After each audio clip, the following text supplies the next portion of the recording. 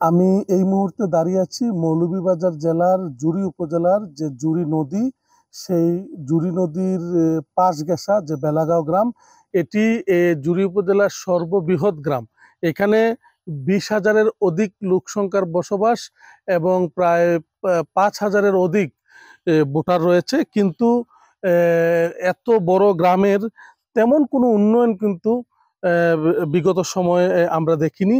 এবং এই জুড়ি নদীর পাশ ঘেঁষা যে গ্রাম বেলাগাঁও, এটি তার দীর্ঘদিনের তাদের একটি সমস্যার অন্যতম কারণ হচ্ছে এই জুড়ি নদীর পার যে বাঙ্গন।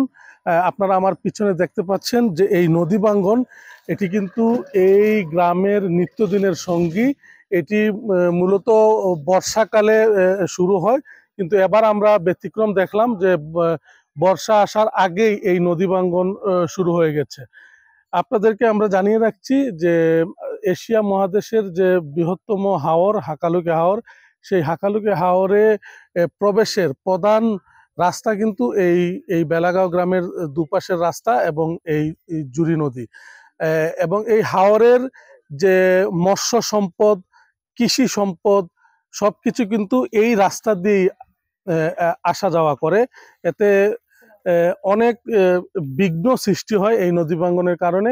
এলাকাবাসীর সাথে আমাদের কথা হয়েছে, তারা আমাদেরকে যেমনটি জানিয়েছেন যে তারা এই নদী ভাঙ্গন থেকে স্থায়ী একটি সমাধান চায়।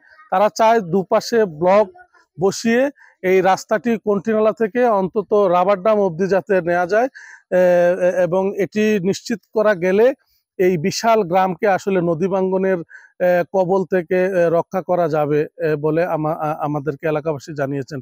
এবং তারা আরো দাবি করেছেন শিক্ষা প্রতিষ্ঠানে যে সমস্ত শিক্ষার্থীরা যাচ্ছেন তারা অনেক সমস্যায় পড়তে হয় এই নদী ভাঙ্গনের কারণে।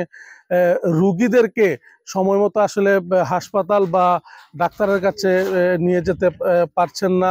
এই সমস্যাগুলো আসলে তাদের নিত্যদিনের সঙ্গী।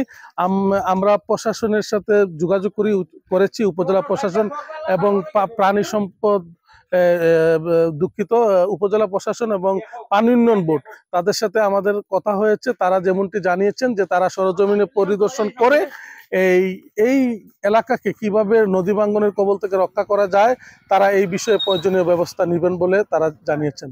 তো এই ছিল নদী ভাঙ্গনের সর্বশেষ তথ্য। ধন্যবাদ।